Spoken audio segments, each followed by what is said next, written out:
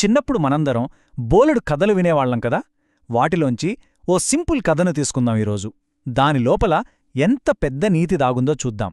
పంచుకోవడం. ఈ చిన్న మాట వెనుక అసలు విషయం ఏంటి? మనుషులుగా మనం ఒకరికొకరం ఎలా సాయం చేసుకుంటామనే పెద్ద పాఠం ఇందులో ఉంది. దాన్ని విడమరచి చూద్దాం రండి. ఇంట్లో పెద్దవాళ్లు పిల్లలకి పదే పదే చెప్తుంటారు, పంచుకోవాలరా, షేర్ చేసుకోవాలి అని. ఎప్పుడైనా అనిపించిందా ఎందుకు అంతలా చెప్తారా అని?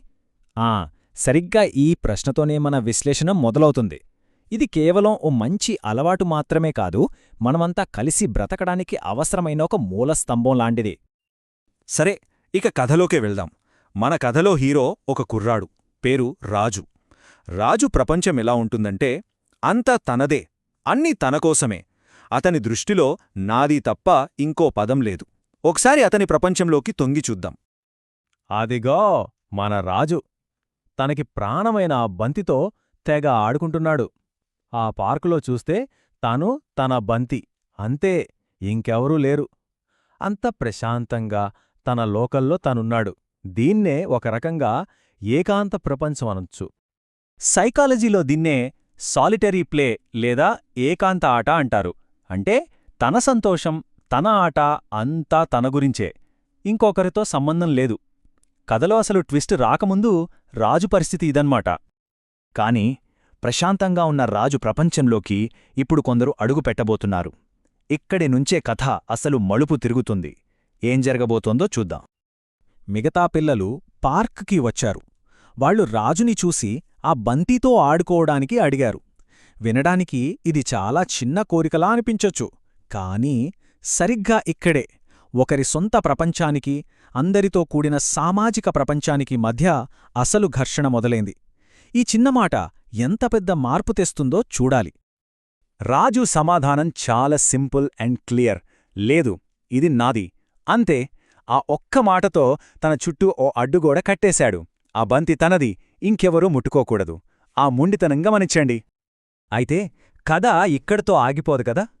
ఇప్పుడు రాజు ఒంటరిగా అస్సలు పరిష్కరించలేని ఒక సమస్య ఎదురవ్వబోతోంది. కొన్నిసార్లు విధి మనకు ఇలాగే పాఠాలు నేర్పుతుంది. ఏమైందంటే ఆడుకుంటుండగా ఆ బంతి వెళ్ళి ఓ పొదలో పడిపోయింది. అంతేకాదు, బాగా ఇరుక్కుపోయింది. రాజు ఒక్కడే దాన్ని బయటకు లాగాలని ఎంత ప్రయత్నించినా లాభం లేదు. అతని బలం సరిపోలేదు. ఇక్కడ అతని ఒంటరితనం ఓడిపోయింది. రాజు అలా కష్టపడుతున్నప్పుడు ఊహించని చోటునుంచి సహాయం వచ్చింది. ఎక్కడినుంచో తెలుసా? తను ఎవర్నైతే బంతిని ఇవ్వను అని తిరస్కరించాడో సరిగ్గా అదే పిల్లల దగ్గర్నుంచి. రాజు కష్టాన్ని చూసి ఆ మిగతా పిల్లలు వెంటనే పరిగెత్తుకొచ్చారు. చూడండి వాళ్ల మంచి మనసు. మాకు బంతివ్వలేదు కదా, మేమెందుకు సహాయం చెయ్యాలి అని అనుకోలేదు. పైగా అతనికి సాయం చేయడానికి ముందుకొచ్చారు. చాలా గొప్ప విషయం కదా ఇది. ఇక్కడ ఈ రెండు ప్రవర్తనల మధ్య తేడాను గమనించండి. ఒకవైపు ఇది నాది, నేనివ్వను అన్న రాజు వైఖరి. మరోవైపు పర్లేదు, మేం సాయం చేస్తాం అన్న పిల్లల వైఖరి. ఈ రెండింటి మధ్య ఉన్న తేడాలోనే ఈ కథలోని నీతి మొత్తం దాగి ఉంది. అందరూ కలిసి ఆ బంతిని పొదలోంచి విజయవంతంగా బయటికి తీసేశారు. చూశారా, ఒక్కరి వల్ల కాని పని అందరూ కలిస్తే ఎంత ఈజీగా అయిపోయిందో. ఇదే కదా టీంవర్క్ అంటే. సమిష్టి కృషికి దక్కిన విజయమిది. సరే, కథ చివరి దశకు వచ్చేసింది. ఇక్కడ ముఖ్యం బంతి బయటకు రావడం కాదు, రాజు మనసులో వచ్చిన మార్పు, అతను నేర్చుకున్న పాఠం. దాని గురించి ఇప్పుడు మనం మాట్లాడుకోబోతున్నాం. రాజుకు తన తప్పు అర్థమైంది. అందుకే నన్ను క్షమించండి, మనమందరం కలిసి ఆడుకుందాం అన్నాడు. చూసారా, నాది అన్నపదం కాస్త మనదిగా మారింది. ఇది కేవలం ఒకసారి చెప్పడం కాదు, స్నేహానికి తలుపులు తెరవడం లాంటిది. అసలు రాజులో ఈ మార్పుకు కారణమేంటి? సింపుల్. తను వాళ్లతో పంచుకోకపోయినా వాళ్లు తనకి సాయం చేశారు. వాళ్లు చూపించిన ఆ మంచితనమే రాజు మనసును కరిగించింది. ఆ దయ, ఆ సహాయమే అతనికి అసలైన పాఠం నేర్పాయి.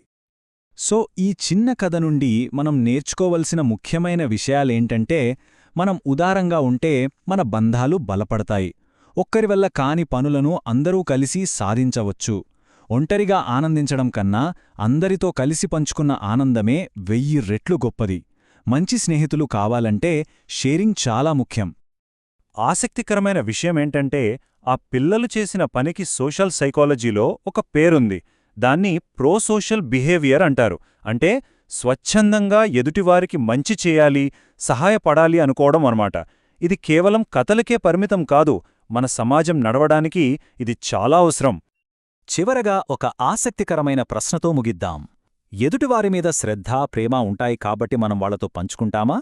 లేదా పంచుకోవడమనే పని చేయడం వల్లే మన మధ్య ఆ శ్రద్ధ, స్నేహమనే బంధాలేర్పడతాయా?